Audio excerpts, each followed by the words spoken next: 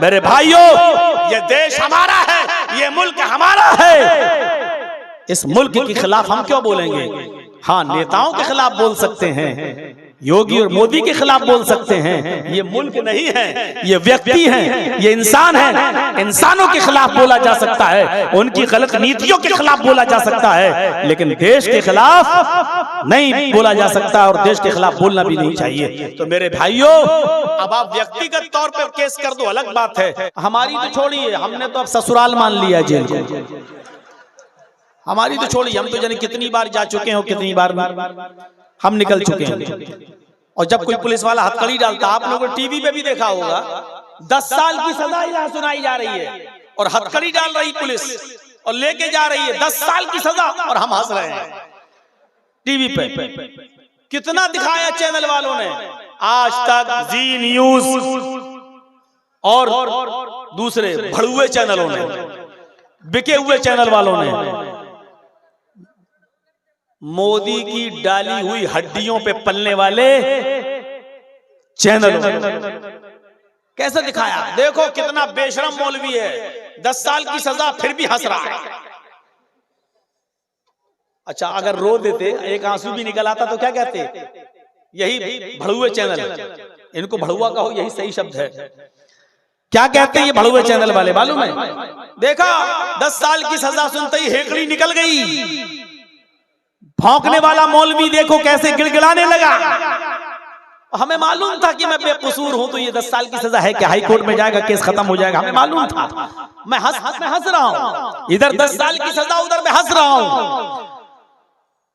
लोग जो हमसे मिलने आते थे, कहे मौलाना यार तुम्हारा कलेजा कितना बड़ा है, 10 साल की सजा हो रही, तुम हंस रहे हो। मैंने कहा कुछ नहीं होगा, हाई कोर्ट में आने तो दीजिए, मेरी फाइल जज के सामने आएगी, जिस दिन आएगी उसी दिन इंशाअल्लाह हमारा केस खत्म होगा, क्योंकि हमें मालूम है कि हम बेकसूर हैं। वो तो बनारस की वजह से मोदी वहां चुनाव लड़ता है, इसकी वजह से हम तो वहां का जज के ऊपर दबाव बन गया कि नहीं इसको सजा दो। जब आसा राम जेल में रह सकता है, राम रहीम जेल में रह सकता है, तो मौलवी क्यों नहीं? ये दबाव बनाया गया उसके ऊपर, और जब दबाव बन गया तो हमको पहले ही मालूम हो गया कि यहाँ से हमको राहत नहीं मिलेगी। हमको 2 घंटा पहले पता चल गया था आज हमको 10 साल की सजा होने वाली है। लोगों ने कहा भी था कि भाग जाओ, मैंने कहा नहीं, भागना हल नहीं है। भागेंगे, घर वालों को परेशान करेंगे, ये लोग सबको परेशान करेंगे, नोटिस देंगे। और यूपी में तो बुलडोजर राज है, हो सकता है घर पे बुलडोजर चलवा दें। हमने कहा भागना हल नहीं है, मुकाबला करेंगे, फेस करेंगे। हम कोई ऐसे वैसे मौलवी थोड़ी है कि देश छोड़ के भाग जाए। और देखिए निकले, फिर मंत्र पढ़ रहे हैं, फिर पढ़ रहे हैं, क्योंकि कोई आज तक इधर उधर के केस तो लाद दिया, लेकिन आज तक किसी हिंदू पंडित की जुर्रत नहीं हुई कि मेरे किसी मंत्र पर केस किया कि ये मंत्र गलत है।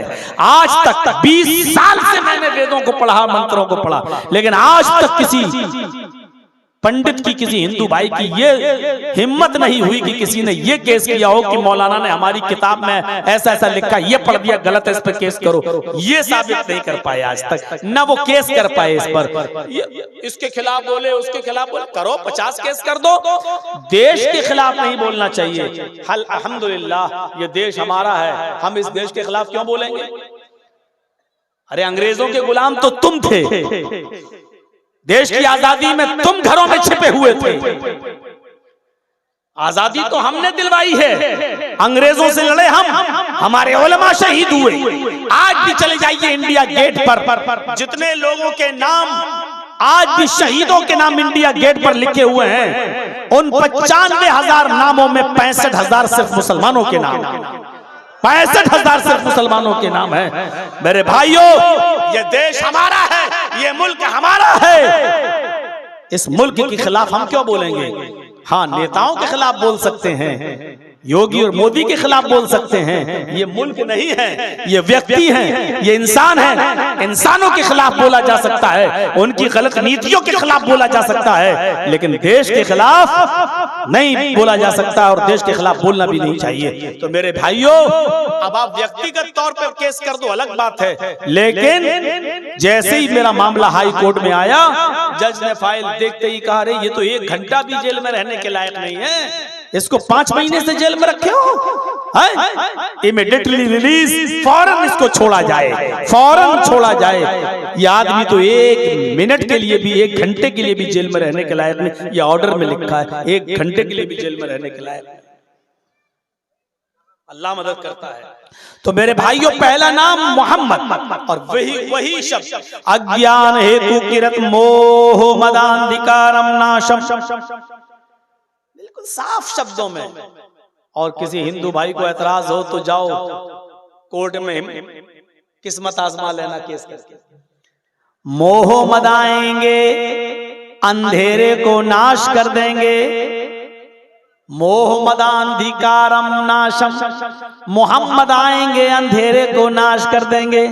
यानी इस दुनिया में जो अंधेरा होगा, जो पाप होंगे, जो गुनाहों के काम होंगे, उन गुनाहों के कामों को खत्म करने के लिए, उन गुनाहों को मिटाने के लिए, इस जुल्मत और तारीकी और अंधेरे को खत्म करने के लिए मोहम्मदुर रसूलुल्लाह आएंगे। अज्ञान हेतु किरत मोह मोहम्मद आएंगे, अंधिकारम नाशम, अंधेरे को नाश करेंगे। बिल्कुल हूबहू यही नाम वेद में आ गया। अच्छा, अगर यहाँ मोहम्मद से मुराद मोहम्मद नहीं है तो मुझे कोई हिंदू पंडित तर्जमा करके बताए मोहम्मद का तर्जमा क्या करोगे? मीनिंग करो, मोहम्मद जो आया है उसका क्या मीनिंग करोगे? कोई है ही नहीं। मोह के माना कुछ है ही नहीं। और मोह मद अलग अलग करके पढ़ोगे तो 2 लफ्ज बनते, मोह मद। मोह मानी लालच और मद मानी शराब, उसी से बना है मदिरा। मोह मानी लालच और मद मानी शराब। लालच और शराब, अब तर्जमा करो, मोह मद, लालच और शराब, ना अंधकारम नाशम, अंधेरे को नाश करेंगे। तो शराब और लालच कभी अंधेरे को नाश करते हैं क्या? शराब और लालच अंधेरे को नाश करता है क्या? नहीं करता। इसका मतलब यह है कि यहाँ मोहम्मद का लफ्ज मोहम्मद है, और मोहम्मद एक इंसान का नाम है, और वो रसूल है, पैगंबर है। इसलिए यह तर्जमा करना पड़ेगा कि मोहम्मद आएंगे, अंधेरे को नाश करेंगे। शराब और लालच अंधेरे को नाश थोड़ी करेगा। शराब और लालच तो अंधेरे को और बढ़ाएगा, वो नाश नहीं करेगा। तो इसलिए यह तर्जमा किया जाएगा, मोहम्मदांधिकारम नाशम, मोहम्मद अंधेरे को नाश करेंगे, मोहम्मद अंधेरे को मिटाएंगे। इसमें कोई शक नहीं कि मोहम्मद रसूलुल्लाह ने अंधेरे को मिटाया। जुआ खेला जाता था, शराब पी जाती थी, जिनाकारी हद से ज्यादा थी, बेपर्दगी और यानियत का बाजार गरम था। औरतें खाने काबा का, मोहम्मद रसूलुल्लाह के नबी बनने से पहले औरतें खाने काबा का बिल्कुल बरहना और नंगी होकर तवाफ किया करती थी। उनके जिस्म पर कोई कपड़ा ना हुआ करता था, वो बिल्कुल बरहना और नंगी होकर तवाफ किया करती थी। मोहम्मद रसूलुल्लाह आपने औरतों को उनके हुकूक दिलाए, उनको उनके जिस्मों पर कपड़े पहनाए। आपने जुए को खत्म किया है, आपने शराब की हुर्मत का ऐलान किया है, आपने जिनाकारी के दरवाजे को बंद किया है। इतने गुनाहों के काम हुआ करते थे कि लोग अपने घरों में पैदा होने वाली लड़की को जब वो 4 साल की हो जाया करती थी तो उस बच्ची को जंगल में ले जाया करता था उसका कसाई बाप, उसका संग दिल बाप, उसका पत्थर दिल बाप उसको जंगल में ले जाया करता था और उसको एक गड्ढे में धक्का दे दिया करता था और ऊपर से मिट्टी डाल कर उसको दफन कर दिया करता था, उसको मार डालता था, जिंदा दफन कर दिया करता था। ऐसा अंधेरा था जिसको मोहम्मद रसूलुल्लाह सल्लल्लाहु अलैहि वसल्लम ने आकर दूर किया। कितने चैलेंज थे नबी के सामने। हम तो हजारों मदरसे होने के बावजूद, हजारों मौलवी होने के बावजूद, हर जुमे को खुतबा होने के बावजूद, इतने जलसे होने के बावजूद अपने समाज से, अपने मुआशरे से सिर्फ जहेज की एक बुराई खत्म नहीं कर पा रहे हैं, एक लानत तक खत्म नहीं कर पा रहे हैं जहेज की। आज किसी एक लड़की का निकाह, उसकी शादी बगैर जहेज के नहीं होती है। थोड़ा बहुत ही सही, चाहे एक बाइक ही देना पड़े, एक मोटरसाइकिल ही देना पड़े, लेकिन देना पड़े। इतने मदरसे, इतने उलमा, इतने मौलाना, इतनी तकरीरें, इतने जलसे, इतने खुतबे, सब होने के बाद भी उसी मस्जिद के इर्द गिर्द रहने वाले लोग उनकी बेटियों की शादी भी बगैर जहेज के नहीं हो पाती। इतने मौलवी मिलके एक बुराई खत्म नहीं कर पा रहे। जहेज अना मोहम्मद, उसका नाम, मेरा नाम मोहम्मद है। व अना अहमद, और मेरा दूसरा नाम अहमद है। नबी अकरम ने फरमाया कि मेरा एक दूसरा नाम है, वो नाम है अहमद। इसमें कोई शक नहीं कि अल्लाह के नबी के दूसरा नाम अहमद भी था, और कुरान में ये अहमद का लफ्ज भी आया है। हजरत ईसा अलैहिस्सलाम ने अपनी कौम से कहा था, मैं तुम्हें तस्दीक करता हूँ उस किताब की जो मुझसे पहले आई, तो तौरात, मुसद्दिक़न लिमा बैना यदैया मिनत तौरात। मैं तस्दीक करता हूँ उस किताब की जो मुझसे पहले मूसा लेके आए, यानी तौरात की, और मैं पुष्टि करता हूँ, खुशखबरी तुम्हें सुनाता हूँ। व मुबश्शिरम बिरसूलिन याती मिन बाद इस्मुहु अहमद, और मैं तुम्हें बशारत देता हूँ, खुशखबरी सुनाता हूँ एक ऐसे नबी की, एक ऐसे रसूल की जो मेरे बाद आएगा। इस्मुहु अहमद, उसका नाम अहमद होगा। मैं तुम्हें खुशखबरी सुनाता हूं एक ऐसे रसूल की जो मेरे बाद आएगा, उसका नाम क्या होगा? अहमद। लीजिए, अहमद भी आ गया। ये अहमद का नाम भी वेदों में मौजूद है। भाई बैठ जाइए, आप लोग खड़े क्यों हैं? थोड़ा सा बैठ जाइए, आसानी रहेगी पीछे वालों को देखने में।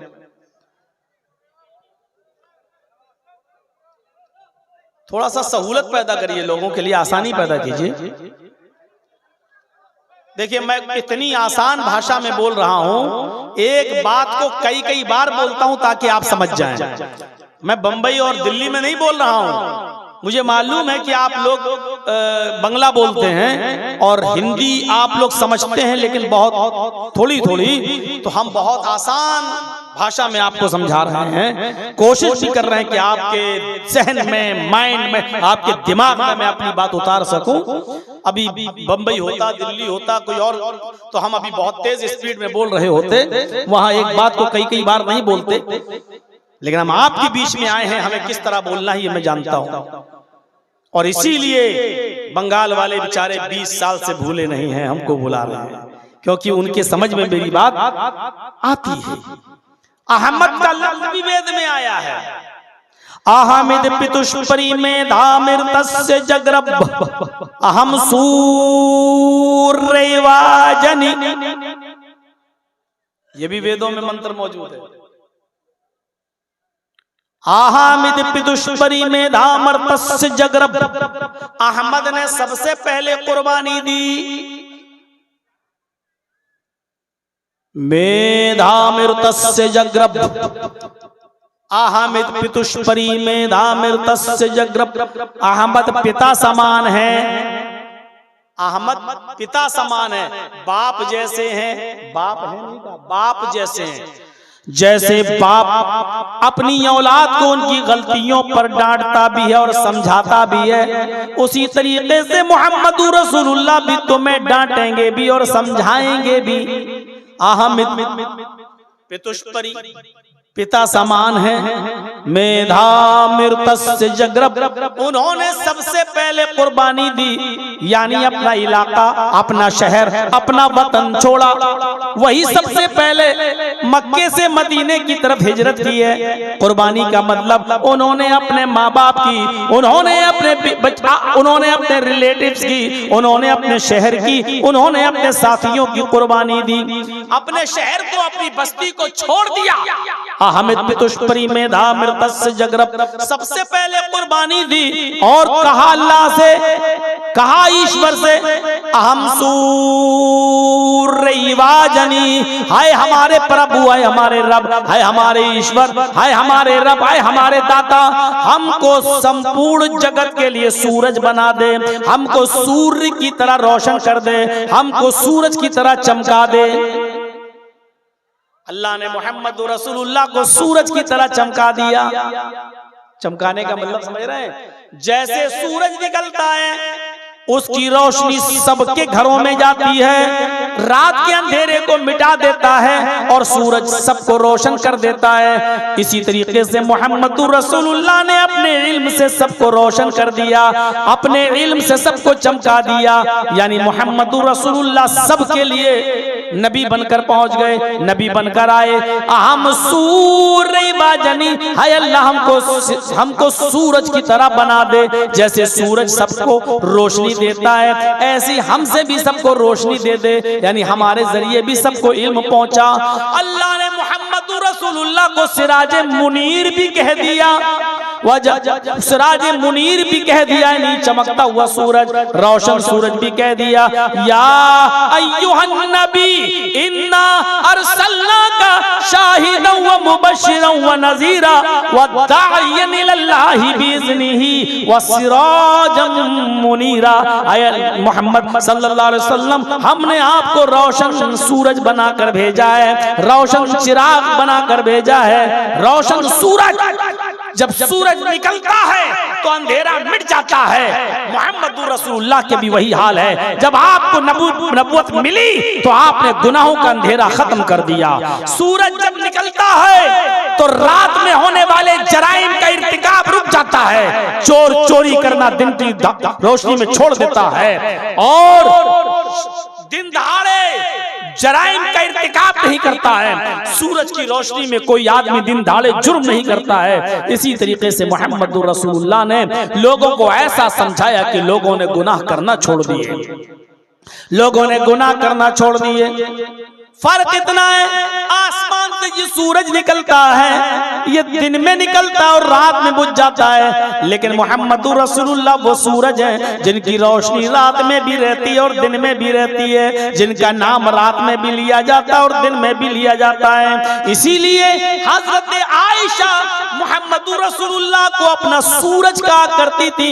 एक बीवी होकर अपने पति से, एक बीवी होकर अपने हस्बैंड को सूरज कहा करती थी। और ये शेर पढ़ा करती थी, ली शम्सुन वलिलाफाक शम्सुन, ली शम्सुन वलिलाफाक शम्सुन, इन्न शम्स ततलू बाद फजरिन शम्सी ततलू बाद लिशा। ये शेर पढ़ा करती थी हजरत आयशा, लोगों एक तुम्हारा सूरज है, एक मेरा सूरज है। ली शम्सुन वलिलाफाक शम्सुन, आए लोगों एक तुम्हारा सूरज है और एक मेरा सूरज है। आए लोगों तुम्हारा सूरज फजर के बाद निकलता है, इन्न शम्स ततलू बाद फजरिन, लोगों का सूरज तो फजर के बाद निकलता है, पूरब से निकलता है, पूरब से आता है। शम्सी ततलू बाद इशा, लेकिन मेरा सूरज तो ईशा के बाद मेरे बिस्तर पर आता है, मेरा सूरज तो ईशा के बाद मेरे पास तशरीफ लाता है। हजरत आयशा अपने शौहर को सूरज कहती थी, सूरज। आज कोई औरत अपने शौहर को सूरज कहेगी तो दुनिया भर की बुराई और करती हैं और व्हाट्सएप पे क्या क्या भेजती रहती हैं अपने पतियों को। देखो, तारिक जमील साहब की एक वीडियो मेरे पास आई तो मेरे घर में मेरी बीवी ने देखा। उसमें वो कह रहे हैं तारिक जमील साहब कि अल्लाह के रसूल सल्लल्लाहु अलैहि वसल्लम की 9 बीवियां थीं, इसके बावजूद आपने कभी किसी बीवी से खाना नहीं पकवाया, खाना खुद बनाते थे। कपड़ा फट जाता था तो आपने किसी बीवी से ये नहीं कहा कि कपड़ा सिल दो, आप खुद कपड़ा सिल लेते थे, जूता खुद टांक लेते थे। ये तकरीर मेरी बीवी ने भी सुनी और उसने व्हाट्सएप पे मुझे भेज दी। मतलब औरतें ये चाहती हैं कि हमारे मर्द अब खाना भी खुद पकाएं, कपड़ा खुद धुलें, और ये सबका हाल है। जब हम जैसों का हाल है तो आपका भी हाल वही होगा। आप यहाँ खुश थोड़ी बैठे हो, हमें मालूम है किसकी ऊपर कैसी गुजर रही है। और हमें तो इतना पढ़ना आता है कि हम चेहरा देख के बता देते हैं कि आदमी अपनी बीवी से कितना खुश है और कितना नाखुश है। हालात ऐसे होते हैं। जब मैं अपने पड़ोसी मुल्क में गया तो वहां एक आदमी की 3 बीवी थी, तो उसने भी मेरी एक बार दावत कर दी अपने घर पे, चलो। तो ईशा की नमाज पढ़ने नहीं गया वो, तो मैंने कहा यार तुमने नमाज नहीं पढ़ी। बोला मौलाना मैं नमाज पढ़ूं या ना पढ़ूं लेकिन मैं जन्नती हूं। मैंने कहा बक बक बक। बोला मैं हर हाल में जन्नत में जाऊंगा चाहे एक वक्त की भी नमाज ना पढ़ूं। हमने कहा भाई पागल, इतना कॉन्फिडेंस, इतना यकीन तुझे? कहता कि मैं जन्नत में जाऊंगा। मैंने कहा कैसे, क्यों? बोला मैंने जहन्नम दुनिया ही में देख ली है। मैंने कहा मैं समझा नहीं। बोला मेरी 3 बीवी हैं। मैंने कहा मैं समझ गया बस। बोला मेरी 3 बीवी हैं। मैंने कहा बस मैं समझ गया। बोला अब आप ही बताइए कि अल्लाह 2 जहन्नम किसी को दे सकता है? दुनिया में भी जहन्नम और आखिरत में भी जहन्नम? नहीं, ऐसा हो ही नहीं सकता। जब दुनिया में मैं जहन्नम भुगत रहा हूं तो अल्लाह हमें अब आखिरत में जन्नत देगा, चाहे मैं नमाज पढ़ूं ना पढ़ूं, रोजा रखूं ना रखूं। तो मेरे भाई हालात हमें पता है, मालूम है।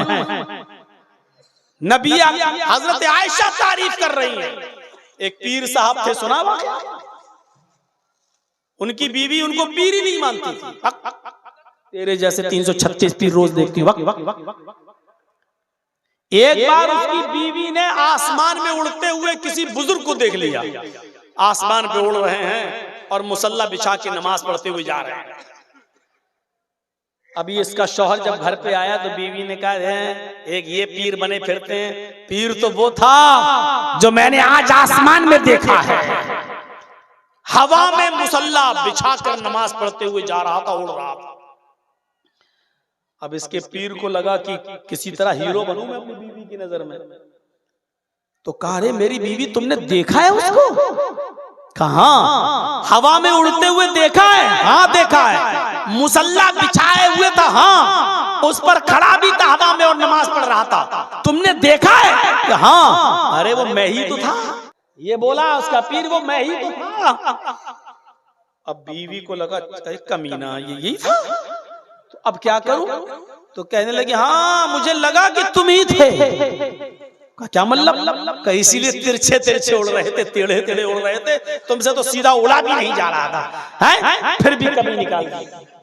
अभी तारीफ कर रही थी, जब सुना ये तो मेरा ही आदमी, तो कहने की वो तो टेढ़े टेढ़े उड़ रहे थे, तिरछे तिरछे, किबला इधर था तुम उधर उड़ रहे थे, कमी निकाल दी।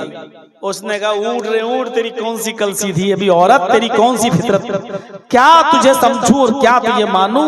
मैं तो सोचा था क्या मेरी ताई, अब मैं हीरो बन जाऊंगा तेरी नजर में, फिर भी तूने कमी निकाल दी, फिर भी तूने कमी निकाल दी। मेरे प्यारे साथियों गौर करो, हजरत आयशा से सीखना चाहिए हमारी औरतों को, हमारी बहनों को, हमारी माओं को, हमारी कौम की बेटियों को, कि वो किस तरीके से तारीफ कर रही हैं। ली शम्सुन वलिला बाकी शम्सुन शम्सी खैरुम मिन शम्सी समाई।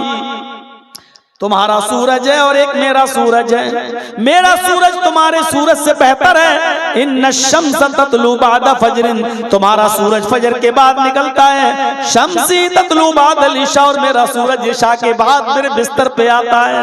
ये तारीफ कर रही है हजरत आयशा रज़ी अल्लाह ताला अन्हा।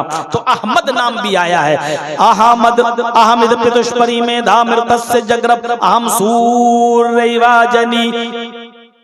अहमद पिता समान है, बाप की तरह है। सबसे पहले उन्होंने कुर्बानी दी और अल्लाह से, ईश्वर से कहा मुझे सूरज की तरह बना दे, मुझे सूरज की तरह चमका दे, मुझे पूरी दुनिया के लिए सूर्य बना दे। यानी जैसे सूरज की रोशनी सबको पहुंचती है, ऐसी मेरी रोशनी भी सबको पहुंचा दे, मेरा इल्म मेरी तालीम भी सबको पहुंचा दे, हर घर तक इस्लाम पहुंच जाए। ये अहमद नाम भी आया है। वो अनल माही, तीसरा नाम माही, यमहुल्लाहु बिल कुफ्र, माही का मतलब मिटाने वाला। अल्लाह के नबी फरमाते अल्लाह मेरे जरिए कुफ्र को मिटाएगा। यमहुल्लाहु बिल कुफ्र, अल्लाह मेरे जरिए कुफ्र को मिटाएगा, गुनाहों को मिटाने वाला, ये भी मेरा नाम है माही। ये नाम भी वेदों में आया है। तथस्तु शंभल गिरा में सोत स्वाजी उजात मंगलाचार्य बहुला पापिता विवज्जता। तथस्तु शंभल गिरा में सोत स्वाजी उजात, शंभल गिराम में अंतिम ऋषि आएगा, आखिरी नबी शंभल गिराम में आएगा। शंभल गिराम ये मुरादाबाद वाला संभल मत समझ लेना। शंभल संस्कृत में शंभल के माना होते हैं शांत, और गिराम मानी गांव। तो क्या मतलब होगा? शंभल गिराम शांति वाला गांव। अरबी में शांति वाले गांव को अगर ट्रांसलेट करोगे तो क्या करोगे? अल बलदिल अमीन। अल बलद मानी शहर और अमीन मानी अमन वाला। अब शंभल ग्राम शांति वाला गांव, और अरबी में कहना हो तो क्या कहोगे? अल बलदिल अमीन, अमन और शांति वाला शहर। तो अब देखिए अल्लाह के नबी कहाँ आए? अल बलदिल अमीन में आए। कहाँ आए? मक्के में आए। तो वेदों ने क्या कहा है? आखिरी नबी मोहम्मद कहाँ आएंगे? शंभल ग्राम में आएंगे, शांति वाले गांव में आएंगे, यानी अल बलदिल अमीन में मक्के में आएंगे। मोहम्मद रसूलुल्लाह कहाँ आए? मक्के में। हिंदू भाइयों, बहुत सोचने की जरूरत है। तुम्हारी किताब नाम बता रही है, अब तुम्हारे यहाँ शंभल ग्राम कोई ना हो तो हम क्या करें? सूरज रोशनी दे रहा है, चमगादड़ ही अंधा हो जाए ना दिखे तो इसमें सूरज का क्या कसूर है? तुम्हारी किताबें तुम्हें रोशनी दे रही हैं, उन किताबों की रोशनी में तुम्हें ना दिखाई दे तो इसमें किताबों का क्या कसूर है? शंभल ग्राम में आएंगे, सोत स्वाजी उजात है, लोगों को ऊंची जगह पर खड़े होकर स्पीच देंगे, सुनाएंगे, अच्छी बातें बताएंगे। अल्लाह के रसूल सल्लल्लाहु अलैहि वसल्लम मिंबर पर खड़े होकर, ऊंची जगह पर खड़े होकर लोगों को समझाते थे, यानी मस्जिद में समझाने के लिए मिंबर बना लिया, लकड़ी के मिंबर पर खड़े हो जाते थे और आप लोगों को नसीहतें करते थे। सोत सुआजी उजाते, मंगलाचार, नेकियों की बातें बताएंगे, अच्छी अच्छी बातें बताएंगे। बहुला पापिता विवज्जता, बहुला मानी बहुत बड़े बड़े पाप ताप गुनाह, यानी कबीरा गुनाह, बड़े बड़े गुनाहों से लोगों को रोकेंगे, बड़े बड़े गुनाहों से लोगों को मना करेंगे, बड़े बड़े गुनाहों से लोगों को बाज रखेंगे। और यहाँ क्या कहा जा रहा है? यमहुल्लाहु बिल कुफ्र, गुनाहों को मिटाने वाला, यानी अल्लाह के नबी का नाम माही है, बड़े बड़े गुनाहों को मिटाने वाले, उनको खत्म करने वाले, गुनाहों के कामों से रोकने वाले। और यहाँ वेदों में क्या कहा गया है? बहुला पापिताप विवज्जता, वो बड़े बड़े गुनाहों का नाम लेकर मिटाएगा, वो बड़े बड़े गुनाहों को नाम लेकर खत्म करेगा। बड़े बड़े गुनाहों का, आपने बड़े बड़े गुनाहों का नाम लेकर खत्म किया कि नहीं किया? एक सहाबी आए, अय्यु ज़ंबि अकबरु इंदल्लाहि, या रसूल अल्लाह, ऐ अल्लाह के नबी सबसे बड़ा गुनाह क्या है बताइए, सबसे बड़ा गुनाह क्या है बताइए? अल्लाह के नबी सल्लल्लाहु अलैहि वसल्लम ने फौरन फरमाया, अंतदउ लिल्लाहि निद्दन व हुवा खलक़क, अल्लाह को छोड़कर किसी और को पुकारना, किसी और से मदद तलब करना, हाजत रवा समझते हुए और मुश्किल कुशा समझते हुए। हमने आपसे पेन मांग लिया, ये शिर्क नहीं है, क्योंकि आपको हमने हाजत रवा नहीं माना है, हमने आपको मुश्किल कुशा नहीं माना है। हमारे सामने ये आपके मौलाना साहब बैठे, मैंने कहा हजरत जरा पेन दे दीजिए, ये शिर्क नहीं है। बहुत से लोग एकदम कह देते हैं अपनी बीवी से खाना मांग लेते हैं, ये शिर्क नहीं है। अगर हमने बेटा बेटी कहीं से मांग लिया तो शिर्क हो गया है। नहीं, बीवी से खाना मांगना शिर्क नहीं है। हजरत से मैंने पेन मांग लिया, ये शिर्क नहीं है, क्योंकि हजरत को हमने मुश्किल कुशा नहीं माना है। आज हमें पेन की जरूरत पड़ गई, कल हजरत को हमसे 100 रुपए की जरूरत पड़ सकती है, कल हजरत हमसे मांग सकते हैं। ये हमारे मोहताज हैं, हम इनके मोहताज हैं जिंदगी की जरूरतों में, मुश्किल कुशा नहीं है। बीवी से हमने कह दिया खाना लाओ, हम शिर्क नहीं कर रहे हैं, इसलिए कि बीवी को मुश्किल कुशा नहीं मानते हैं, क्योंकि बीवी भी हमारी मोहताज है, वो हमें खाना नहीं दे रही है। खाना उसने तब दिया जब चावल लाकर मैंने दिया, दाल लाकर मैंने दिया, सब्जी लाकर मैंने दिया, तेल लाकर मैंने दिया, नमक लाकर मैंने दिया, गैस के सिलेंडर लाकर मैंने दिया, उसने पकाकर तैयार कर दिया और पक गया खाना तो हमको लाई। हम उसके मोहताज है, वो हमारी मोहताज है, इसलिए ये शिर्क नहीं है। लेकिन जब हम किसी से बेटा बेटी मांगते हैं, किसी के दर पे जाते हैं, तो हम उसको अपना मोहताज नहीं मानते हैं, बल्कि उसको हम मुश्किल कुशा मानते हैं, उसको हम हाजत रवा मानते हैं, और उसको हम औलाद देने वाला मानते हैं। और ये कहते, ये नहीं मानते कि ये भी मेरा मोहताज है, ये भी मेरा मोहताज है, जबकि हकीकत में वही हमारा मोहताज है, हम उसके मोहताज नहीं हैं, क्योंकि अब वो कब्र में दफन है। हम उसके लिए दुआ करेंगे कि अल्लाह इस मरने वाले की बख्श दे, अल्लाह इसकी मग़फ़िरत फरमा, अल्लाह इस पर अपना रहम फरमा। इसलिए दुनिया में जितने भी बड़े बड़े बुजुर्गों के नाम हैं, लाइए कोई एक नाम उनके नाम के आगे अगर आप रहमतुल्लाह अलैह न लेते हो तो बताइए, आप कोई एक नाम ले लीजिए। बड़े से बड़े पीर का नाम क्या है? अब्दुल कादिर जिलानी। क्या कहते हो आगे? रहमतुल्लाह अलैह। अरे आप तो खुद उनके लिए दुआ कर रहे हो यार।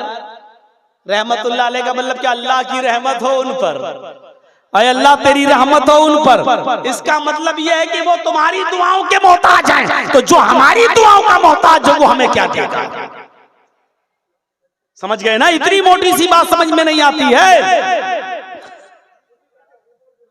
ख्वाजा मोइनुद्दीन चिश्ती अजमेरी रहमतुल्लाह अलैह बहुत बड़े बुजुर्ग हैं, बुजुर्गी के हम इनकार नहीं कर रहे हैं, लेकिन उसके नाम के आगे क्या है? रहमतुल्लाह अलैह। अल्लाह की रहमत हो इनके ऊपर। मेरे भाइयों, अल्लाह के नबी बड़े बड़े गुनाहों का नाम ले लेकर मिटा रहे हैं। अंतदुआ लिल्लाहि निद्दन व हुवा खलक़क। फिर कुरान पढ़िए, फिर कुरान पढ़िए मेरे भाइयों। इस तरीके से अल्लाह रब्बुल आलमीन ने उन झूठे माबूदाने बातिला को रगड़ा है कि आप दंग रह जाएंगे। वल्लज़ीना तदऊन मिन दूनिही मा यमलिकून मिन क़ित्मीर।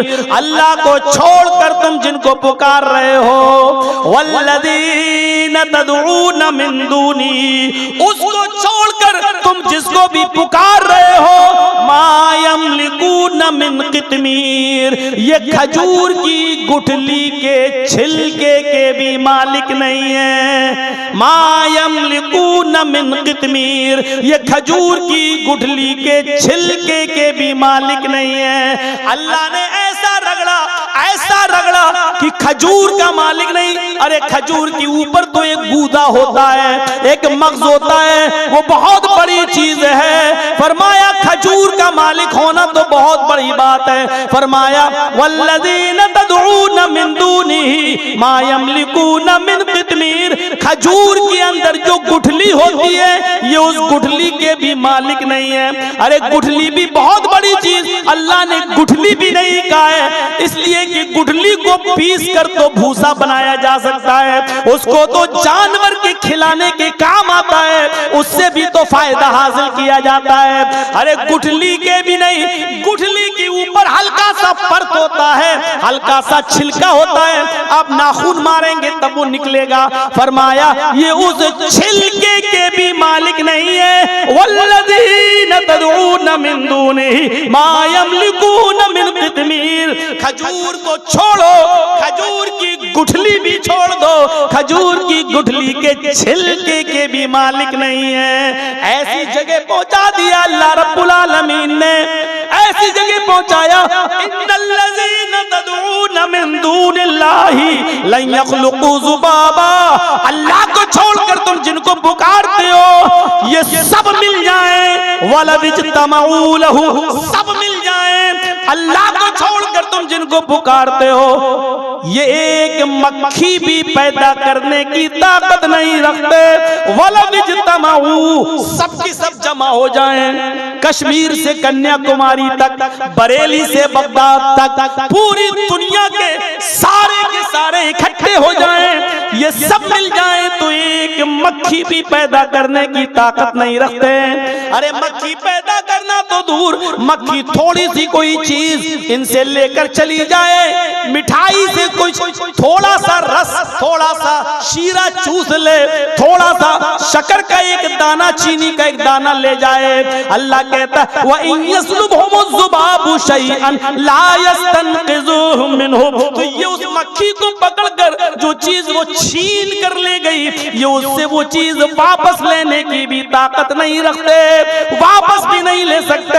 अब बहुत से लोग कहेंगे मौलाना ये बात तो अल्लाह ताला ने पत्थर की मूर्तियों के लिए कही है, ये बुजुर्गों के लिए नहीं कही है, ये नेक बंदों के लिए नहीं कही है, ये पत्थर की मूर्तियों के लिए कही। अल्लाह जानता था कि ऐसे लोग पैदा होंगे जो कमियां निकालेंगे, जो कहेंगे पत्थर की मूर्तियों के लिए कही, इसलिए अल्लाह ने साफ साफ कह दिया है इन्नल्लज़ीना तदऊन मिन दूनिल्लाहि इबादुन अमसालुकुम, अल्लाह को छोड़कर तुम जिनको पुकार रहे हो वो पत्थर की मूर्तियां नहीं है, वो तुम्हारे ही जैसे बंदे हैं। इबादुन अमसालुकुम, वो तुम्हारे ही जैसे बंदे हैं। तुम पत्थर की मूर्तियों से बेटा बेटी नहीं मांग रहे हो, अपने ही जैसे बंदों से बेटा बेटी मांग रहे हो। अल्लाह ने कहा इबादुन अमसालुकुम, वो तुम्हारे ही जैसे बंदे हैं। पत्थर की मूर्तियों के बारे में ये कुरान की आयत नाजिल नहीं हुई है, बल्कि ये बुजुर्गों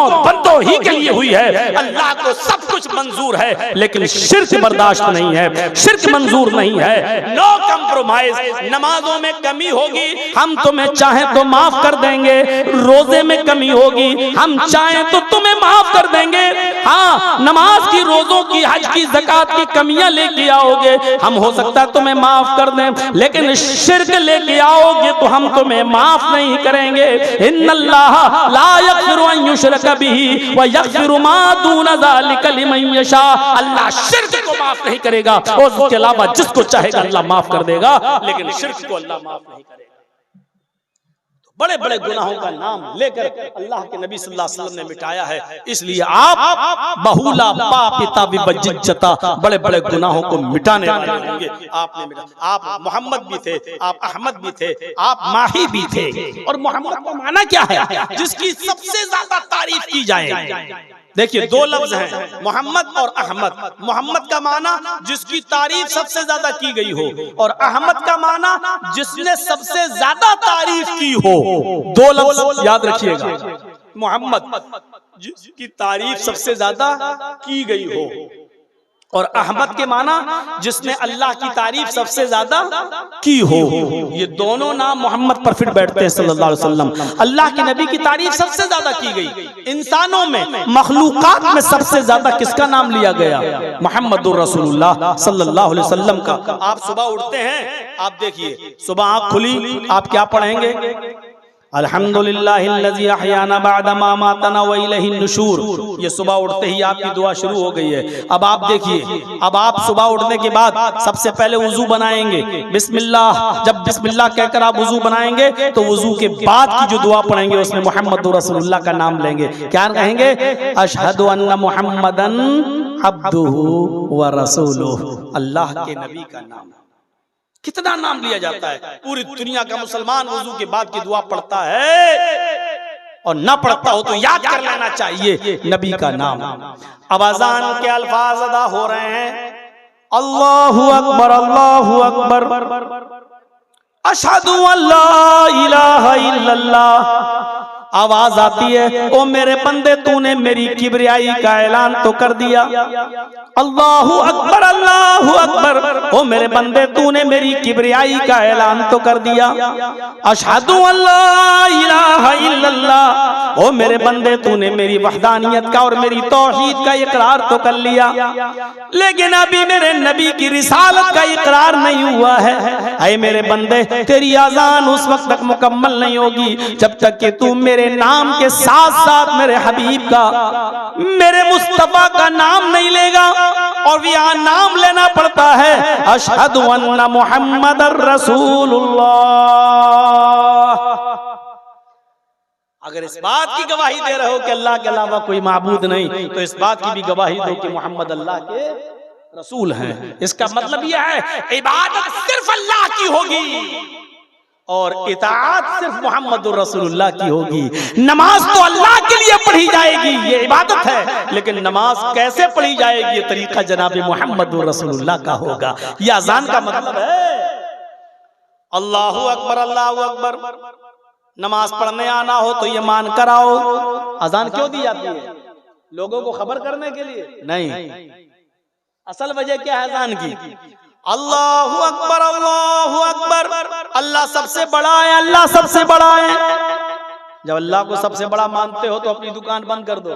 अल्लाह को सबसे बड़ा मानते हो तो अपनी खेती बाड़ी छोड़ दो। अल्लाह को सबसे बड़ा मानते हो तो अपनी फैक्ट्री को छोड़ दो। अल्लाह को सबसे बड़ा मानते हो तो बैंक में अगर सर्विस कर रहे हो तो बैंक की नौकरी उसी वक्त बंद कर दो और आओ मस्जिद की तरफ। अब अल्लाह को बड़ा मानते हो तो आओगे, और अल्लाह को बड़ा नहीं मानते होगे तो तुम नहीं आओगे। अगर अल्लाहु अकबर की आवाज सुनने के बाद भी तू अपनी दुकान खोले रहा, बैठा रहा, तो इसका मतलब यह है कि तूने अल्लाह को बड़ा नहीं माना, अपनी दुकान को बड़ा मान लिया। अगर अज़ान सुनने के बाद तू अपनी फैक्ट्री में काम करता रहा, तो इसका मतलब यह हुआ कि तूने अल्लाह को बड़ा नहीं माना, अपनी फैक्ट्री को बड़ा माना है। अल्लाहू अकबर की आवाज सुनकर तू खेत अपना जोतता रहा, हल चलाता रहा, तो इसका मतलब यह हुआ कि तूने अल्लाह को बड़ा नहीं माना है, तूने अपने खेत को और अपने कारोबार को बड़ा माना है। अल्लाह को अगर बड़ा माना होता तो सब कुछ बंद कर देता और मस्जिद में। ये है अल्लाह अकबर का माना। और 2 बार किस लिए? हाँ, अगर ना सुने हो तो एक बार और सुन लो। अल्लाहू अकबर, अल्लाहू अकबर, अल्लाह सबसे बड़ा है, अल्लाह से बड़ा कोई नहीं, बस काफी है। अब बार बार तुम्हारे पीछे गंगा नहीं बह रही है कि हम लाठी लेके जाएंगे, आना हो तो आओ।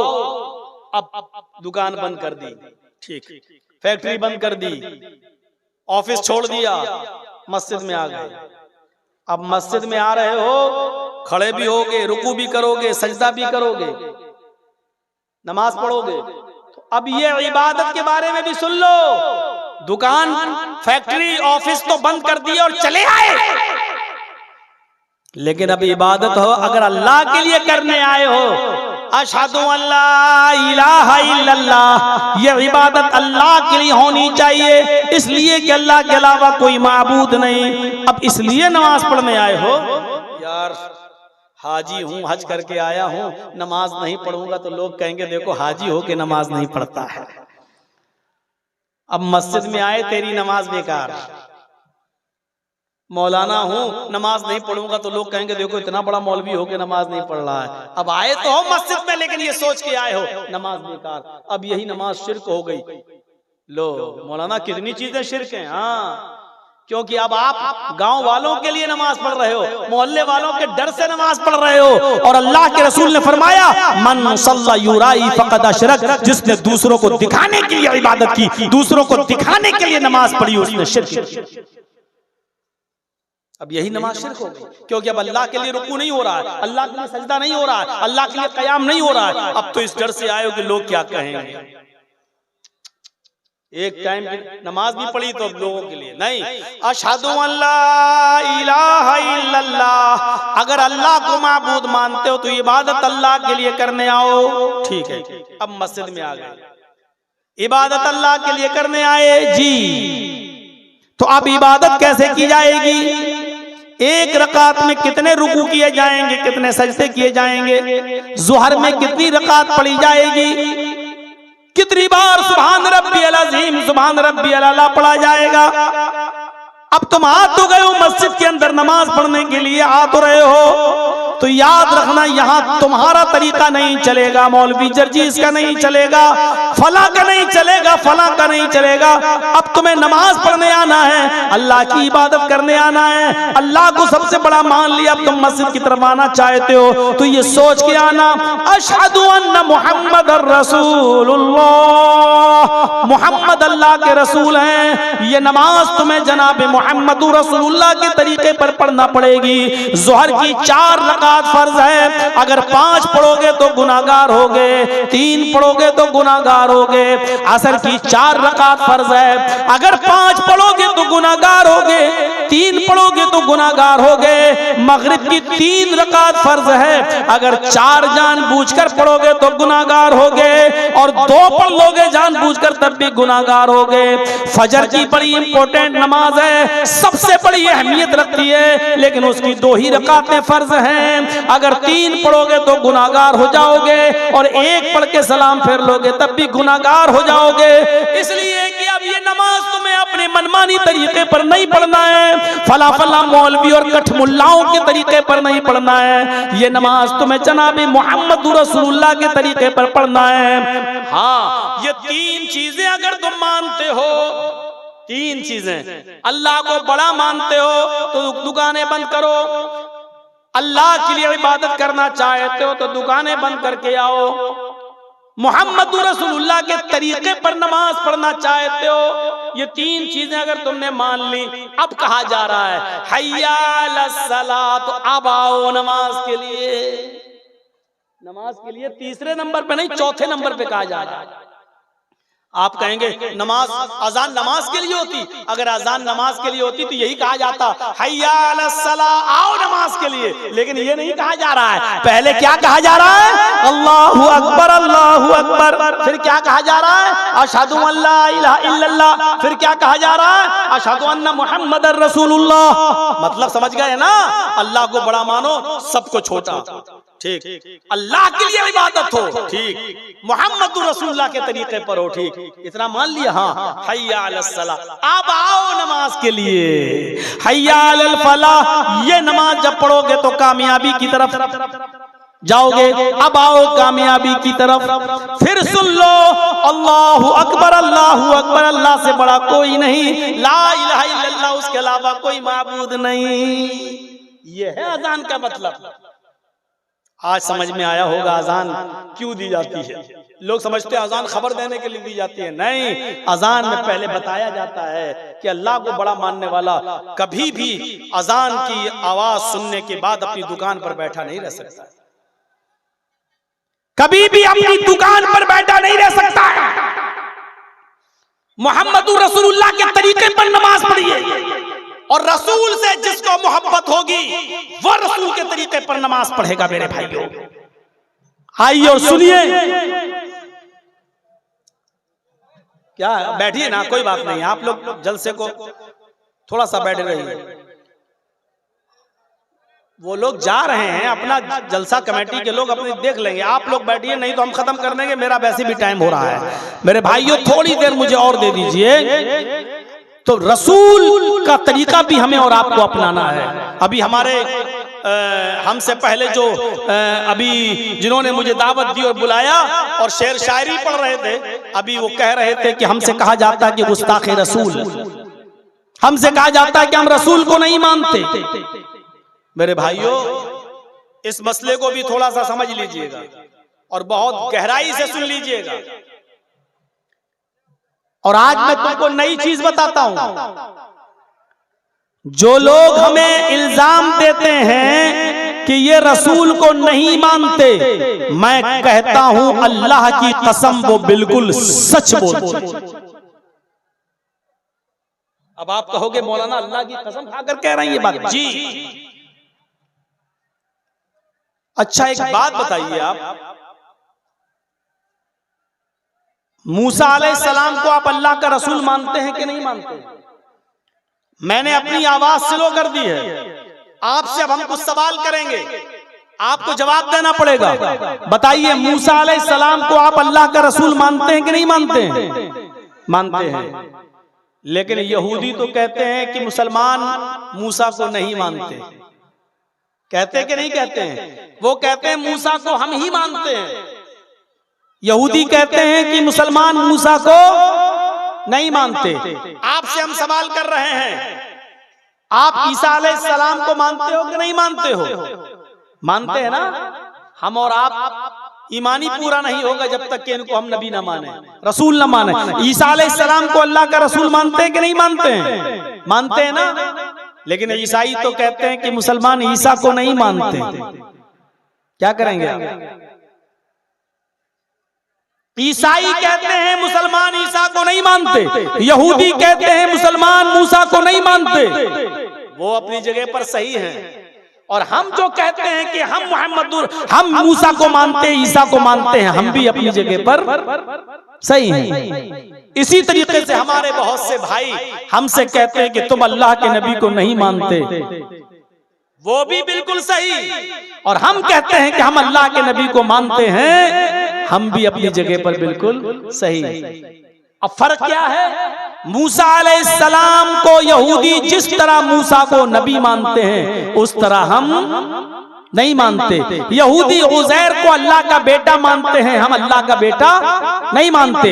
ईसाई ईसा अलैहिस्सलाम को जिस तरह नबी मानते हैं और रसूल मानते हैं, उस तरह हम नहीं मानते, क्योंकि वो ईसा अलैहिस्सलाम को खुदा का बेटा भी मानते हैं और हम ईसा अलैहिस्सलाम को अल्लाह का बेटा नहीं मानते, तो वो भी अपनी जगह पर सही हैं और हम भी अपनी जगह पर सही हैं। हम ईसा को अल्लाह का कलमा मानते हैं, अल्लाह का बंदा मानते हैं, अल्लाह का रसूल मानते हैं। बगैर बाप के ईसा पैदा हुए ये मानते हैं, और ये भी मानते हैं कि ईसा अलैहिस्सलातु वस्सलाम को मौत नहीं आई बल्कि उनको जिंदा आसमान पर उठा लिया गया है। हम ईसा को जिस तरह नबी और रसूल मानते हैं, ईसाई हमारे इस मानने को मानना नहीं मानते हैं।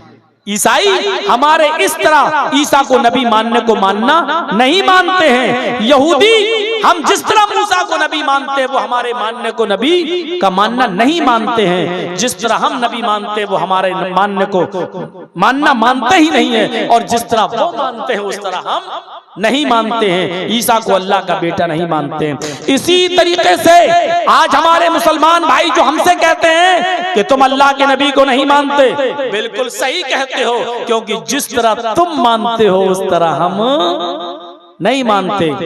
तुम कहते हो रसूल की सवारी आ जाती है, इधर अजान दी, अल्लाहु अकबर ला इलाहा इल्लल्लाह, वहां खड़े हो गए, अस्सलातु वस्सलामु अलैका या रसूल अल्लाह, अस्सलातु वस्सलामु अलैका या हबीब अल्लाह। हमने बहुत से लोगों से पूछा, कई लोगों से, साहब ये क्यों पढ़ते हो? तो उन्होंने कहा कि इसलिए पढ़ते हैं कि रसूल की सवारी आ जाती है, अल्लाह के रसूल तशरीफ लाते हैं। हम लोग खड़े होकर अदब के साथ सलाम पढ़ते हैं क्योंकि नबी अकरम तशरीफ लाते हैं। हमने कहा तब तो आप बड़े बदतमीज हुए। बोले क्यों? हमने कहा रसूलुल्लाह तशरीफ लाते हैं और इसके बावजूद आप उनसे नहीं कहते नमाज पढ़ाओ, और आप अपने इमाम को आगे खड़ा कर देते हो और उससे कहते हो नमाज पढ़ाओ। अब बताओ, मेरे नबी नमाज पढ़ते होंगे तो तुम्हारे इमाम के पीछे नमाज पढ़ते होंगे? कहने लगे भागो यार, तुम तो वहाबी हो गए, चलो छोड़ो। तो जिस तरह आप नबी को नबी मानते हैं उस तरह हम नहीं मानते, और जिस तरह हम नबी मानते हैं उस हमारे मानने को आप मानते ही नहीं हो। अल्लाह ताला ने नबी को जिस तरह मानने का हुक्म दिया मानते हैं। मुहम्मदुर रसूलुल्लाह सल्लल्लाहु अलैहि वसल्लम ने हमें जिस तरह बताया है उस तरह हम अल्लाह के रसूल को रसूल मानते हैं और नबी भी मानते हैं। हम ये जानते हैं कि अल्लाह के आखिरी पैगंबर हैं मुहम्मदुर रसूलुल्लाह, उनके बाद कोई दूसरा नबी इस दुनिया में नहीं आएगा। हम ये भी मानते हैं कि कयामत के दिन सारी दुनिया परेशान होगी, आदम के पास जाएंगे, मेरी सिफारिश कर दो। आदम अलैहिस्सलाम कहेंगे मैं इस लायक नहीं हूँ। वो नूह अलैहिस्सलाम के पास जाएंगे, हमारी सिफारिश कर दो।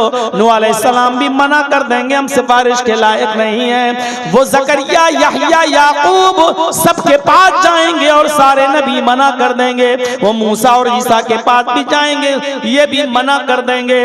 और सारे नबी मिलकर कहेंगे मुहम्मदुर रसूलुल्लाह के पास जाओ। तब ये सारे लोग नबी अकरम के पास आएंगे और अल्लाह के नबी सल्लल्लाहु अलैहि वसल्लम से कहेंगे हमारे लिए अल्लाह से सिफारिश करवा दीजिए, हमारे लिए अल्लाह से शिफाअत करवा दीजिए। तब अल्लाह के नबी सल्लल्लाहु अलैहि वसल्लम सजदे में गिर जाएंगे। हदीस के अल्फाज सुनिए, अल्लाह के नबी सजदे में गिर जाएंगे, अल्लाह की हम्दो सना बयान करेंगे जितनी अल्लाह चाहेगा। जो अल्लाह उनके मुंह से निकलवाएगा वो निकालेंगे। उसके बाद आवाज आएगी गैब से, अल्लाह पुकारेगा, आवाज आएगी इरफा रासक, आए मोहम्मद सल्लल्लाहु अलैहि वसल्लम अपना सर उठाओ। अल्लाह के नबी सजदे से अपना सर उठाएंगे। अल्लाह कहेगा सल, आए नबी मांगो, क्या मांगते हो? तो जो मांगोगे तुम्हें दिया जाएगा, जो मांगोगे तुम्हें नवाजा जाएगा। आए मोहम्मद सल्लल्लाहु अलैहि वसल्लम मांगो, अल्लाह को पुकारो, अल्लाह से मांगो, क्या मांगते हो? सल तो जो मांगोगे तुम्हें दिया जाएगा। वशफी तो शफा, अगर सिफारिश करना चाहो तो सिफारिश भी करो, जिसकी शिफात करोगे कबूल की जाएगी। आप सिफारिश कीजिए, शिफात कबूल की जाएगी। अल्लाह के नबी फरमाते हैं उस वक्त मैं गुनाहगार उम्मतियों की सिफारिश करवाऊंगा, और मैं तो चाहूंगा कि सब बख्श दिए जाएं, लेकिन ये अल्लाह की मर्जी पर मौकूफ है। अल्लाह जितनों को चाहेगा बख्श देगा, अल्लाह जितनों को चाहेगा उनको बख्श देगा। तो अल्लाह ताला मेरी सिफारिश कबूल फरमाएगा। फरमाया अल्लाह के नबी सल्लल्लाहु अलैहि वसल्लम ने, इन्नी फरतुकुम अलल हौज, मैं हौज़े कौसर पर बैठा हूँगा, तुम्हारा मीरे कारवा हूँगा, तुम्हारे हौज़े कौसर पर बैठूंगा और तुम्हारा इंतजार करूंगा। वो हौज़े कौसर जिसका पानी बर्फ से ज्यादा ठंडा, बर्फ से ज्यादा ठंडा और शहद से ज्यादा मीठा और दूध से ज्यादा सफेद होगा, वो पानी होगा हौज़े कौसर।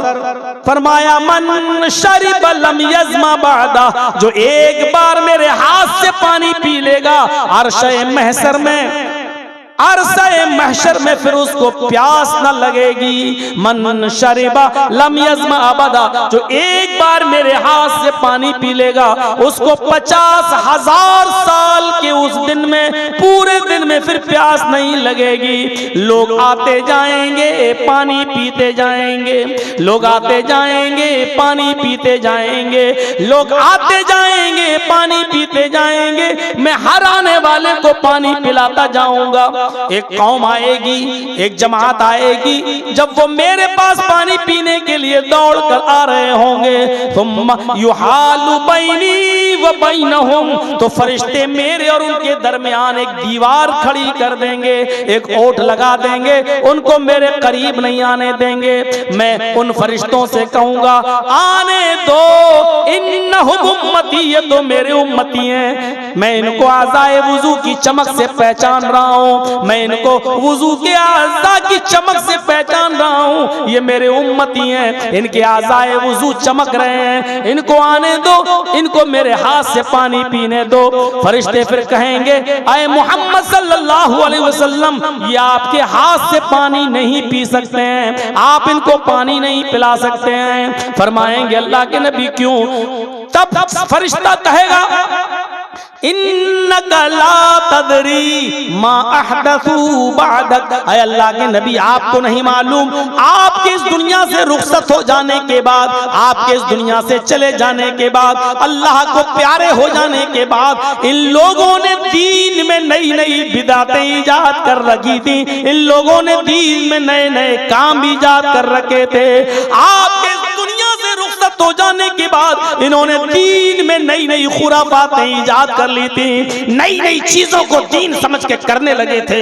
तो सुनकर अल्लाह के नबी को गुस्सा आ जाएगा, आपका चेहरा सुर्ख हो जाएगा, आपकी आंखों में खून दौड़ जाएगा, ये लोग मेरे दीन को बदलने वाले हैं। कहा जाएगा हाँ, तब अल्लाह के नबी फरमाएंगे सोहकन सोहकन लिमन गय्यरा दीनी, दूर कर दो इनको, दूर कर दो इनको मेरी आंखों के सामने से, इसलिए कि इन्होंने मेरे दीन को बदल दिया था, मेरे दीन को इन्होंने चेंज कर दिया था, ये मेरे हाथ से पानी नहीं पिएंगे, इनको दूर कर दो मेरी आंखों के सामने। ये कोई मामूली चीज है? जब चाहो दीन का नाम लेकर कोई काम करने लगो और कह दो कि दीन है। मेरे भाइयों, दीन वही माना जाएगा जो जनाब मोहम्मद रसूलुल्लाह ने दिया है।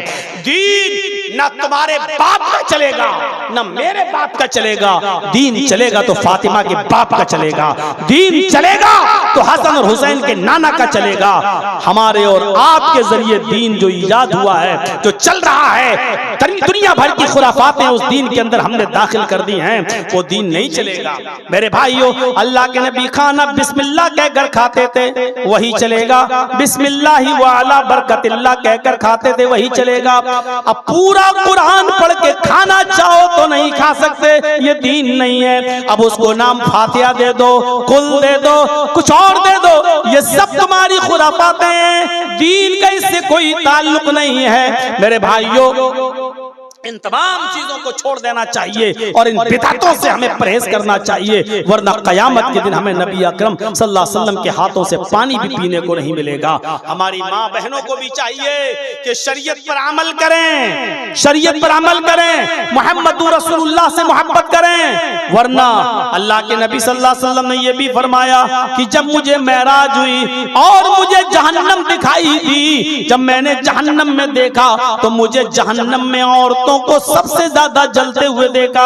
मेरी बहनों, औरतें जहन्नम में सबसे ज्यादा जलती हुई क्यों न दिखें? तू तड़ाक करने वाली औरत, शौहर की नाफरमानी करने वाली औरत, मेकअप करने वाली, और मेकअप को भी, बनाओ सिंगार को भी गैर मर्दों के करने वाली औरत मेरे भाइयों, फरमाया सहाबा ने, अय अल्लाह, सहाबियात ने पूछा, औरतों ने पूछा, कुलना व बिमा या रसूलल्लाह, अय अल्लाह के नबी, औरतें जहन्नम में सबसे ज्यादा क्यों जलती हुई दिखाई दी, औरतें क्यों गईं? तो फरमाया तुक्सिरन लान व तकफुरन लाशीर, तुम लानो तान ज्यादा करती हो और अपने शौहरों की नाफरमानी, अपने पति की नाफरमानी ज्यादा करती हो। आजकल, कल भी मैंने एक तकरीर में कहा था और आज भी बता दूं मेरे भाइयों, अगर हमारी बहनें जान जाएं ये लिपस्टिक किन चीजों से बनती है, अगर लिपस्टिक को बनता हुआ देख लें तो कभी जिंदगी के अंदर लगाना गवारा नहीं करेंगे। ये लिपस्टिक इतनी गंदी गंदी चीजों से मिलकर बनती है और इस लिपस्टिक की हिफाजत के लिए कि कुछ दिन तक ये खराब ना हो, इसमें अल्कोहल डाला जाता है। अल्कोहल, बगैर अल्कोहल के लिपस्टिक टिकी नहीं सकती है। और आप देख लीजिए, किसी औरत की पुरानी लिपस्टिक को उठाइए, 2.5-3 साल पहले उन्होंने लिपस्टिक खरीदी हो, उस पुरानी लिपस्टिक का ढक्कन खोलकर आप उसको सूंघिए तो उसकी बदबू आप सूंघ नहीं पाएंगे। इस लिपस्टिक में तेजाब भी मिलाया जाता है, इसमें अल्कोहल भी मिलाया जाता है और फिर मुंह पर यहां लगाते वक्त ये जम जाए, बहने ना पाए, इसलिए ऐसी चर्बी की आमेजिश इसमें की जाती है जो होंठों पर लगाते ही जम जाए, इंसानी बॉडी पर वो पिघल ना सके। साइंटिस्ट ने सब कुछ करके देख लिया, भैंस की चर्बी इंसान के जिस्म पे रखी पिघल गई, गाय की चर्बी रखी पिघल गई, घोड़े की चर्बी रखी पिघल गई, हिरन की चर्बी रखी पिघल गई, ऊंट की चर्बी रखी पिघल गई। सिर्फ एक चर्बी ऐसी है जो इंसान की बॉडी पर रखी और नहीं पिघली, और वो चर्बी है सूअर की। और वो सूअर की चर्बी लिपस्टिक में मिलाई जाती है। मैं खिंजीर नहीं बोल रहा हूं, हो सकता है बहुत से लोग ना समझें। मैं पिग भी नहीं बोल रहा हूं कि हो सकता ना समझे, मैं सूअर बोल रहा हूं डायरेक्ट। और देखो कैसे लगाती हैं, लगाती जाएंगे और देखती जाएंगे कि फैल तो नहीं रही, चाटती भी जाती हैं। इन यहूदियों ने अपनी साजिशों में कामयाब हो गए हैं और इन्होंने हम मुसलमानों के घरों में भी लिपस्टिक पहुंचा दी। और वो हिंदू घराने जो बहुत बड़े शाकाहारी बनते हैं, मीट को देख के राम राम राम का करते हैं, कोई भी राम राम राम ना, उनकी औरतें भी सूअर की चर्बी चाट रही हैं। पहुंचा, सूअर की चर्बी है जो टिकी रहे, जो जम जाए, जो पिघले नहीं। कैसे गवारा, मेरी बहनों तुम कैसे गवारा कर लेती हो वो लिपस्टिक लगाकर जिसमें सूअर की चर्बी मिली हुई हो, और फिर उन्हीं होठों से तुम कुरान की तिलावत करो, उन्हीं होठों से तुम सुभान अल्लाह और अल्हम्दुलिल्लाह पढ़ो, अल्लाहू अकबर पढ़ो। कैसे तुम्हारे ज़मीर ये गवारा कर लेते हैं? शौहरों को खुश करने के लिए, अपने पति को खुश करने के लिए भी लिपस्टिक न लगाओ, क्योंकि इसमें हराम चीज मिली हुई है। सूअर की चर्बी को अगर थोड़ी देर के लिए मान भी लो कि नहीं, तो कम से कम अल्कोहल तो मिला ही है, और अल्कोहल भी हराम है। मेरे भाइयों, जब तुम परफ्यूम अपने कपड़े पे नहीं डालते हो क्योंकि उसमें अल्कोहल होता है, जब ये मानते हो कि इसको डालकर नमाज नहीं होती है, तो मेरे भाइयों फिर अल्कोहल डली हुई लिपस्टिक लगाकर मेरी बहनों तुम नमाज कैसे पढ़ सकती हो? तो मेरी बहनों कुरान की तिलावत कैसे कर सकती हो? मुझे बताओ। और ये क्रीम और पाउडर जो चल रहा है ना आज, आयुर्वेदिक है तो चलो किसी हद तक ठीक है, यूनानी बना है तो ठीक है, लेकिन आजकल जो बिक रहे हैं, जो कॉस्मेटिक की दुकान पर ये क्रीम, ये पाउडर, जानते हो कैसे बनते हैं? इसमें जो लड़के और लड़कियां कॉलेज के पढ़ने वाले और गलत कदम उठा लिया, दोनों से कोई गलत हरकत हो गई और हमल ठहर गया। 1 हफ्ते का, 2 हफ्ते का, 4 हफ्ते का, 6 हफ्ते का जो हमल, उसको जो गिराया जाता है ऑपरेशन के जरिए, उसको जो इस्कात किया जाता है, हमल जो गिराया जाता है, उसमें इन मासूम बच्चों के लोथड़े शामिल होते हैं क्रीम और पाउडर के अंदर।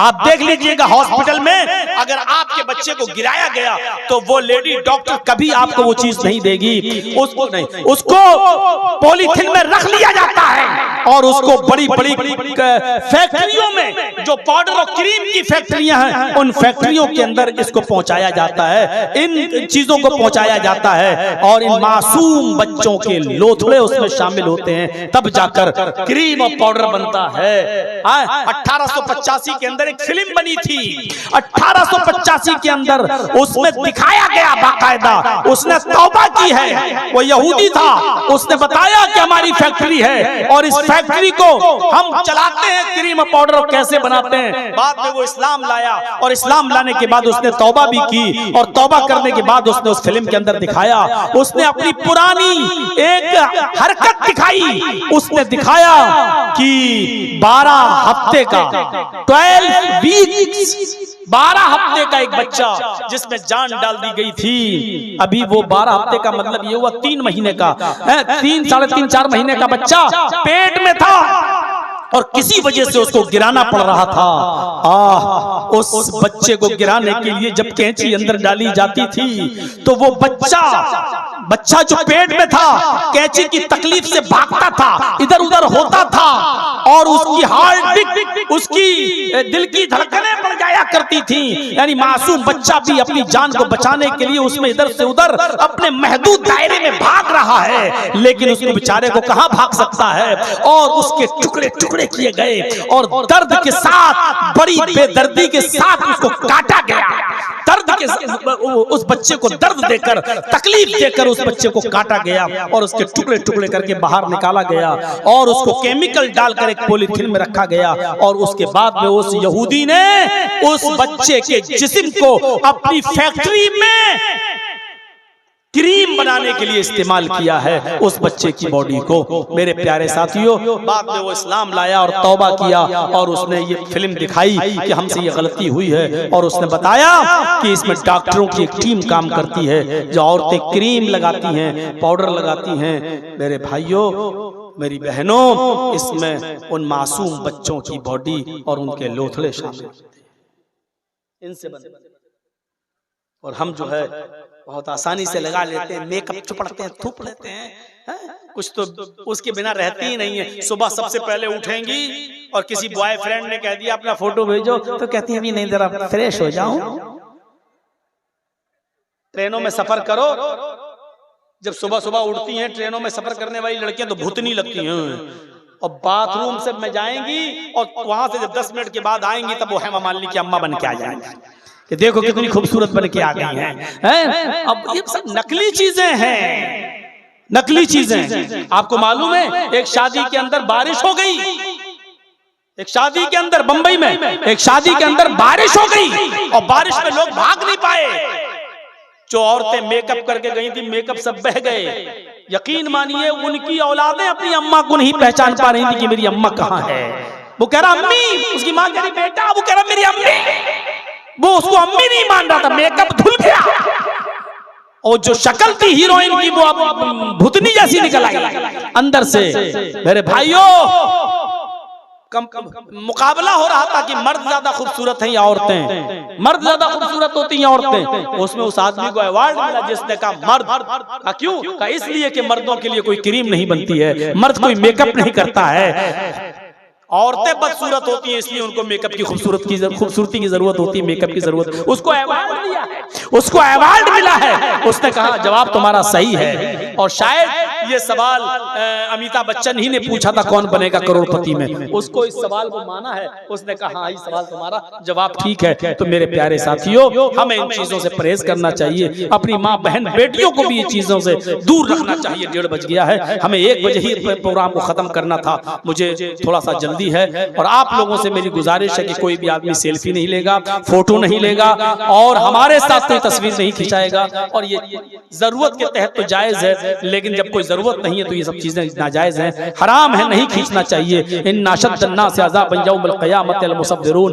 क़यामत के दिन सबसे सख्त अजाब उनको होगा जो क़यामत के जो दुनिया में तस्वीरें बनाते होंगे। मेरे बाद भी हो सकता है प्रोग्राम चले, नज़्में चले, नाते चलें और दुआया कलमात के बाद ही प्रोग्राम खत्म हो जाएगा। अल्लाह से दुआ है कि बारे इलाह हम तमाम मुसलमानों को नेक अमल की तौफीक अता फरमाए, हमें इस्लाम पे चलने की तौफीक अता फरमाए, जब तक जिंदा रखे इस्लाम पे जिंदा रखे और खात्मा हो तो ईमान पर हमारा खात्मा फरमाए। वमा अलैना इल्लल बलागुल मुबीन व आखिरु दअवाना अनिल हम्दुलिल्लाहि रब्बिल आलमीन। अस्सलामु अलैकुम व रहमतुल्लाहि व बरकातुहू।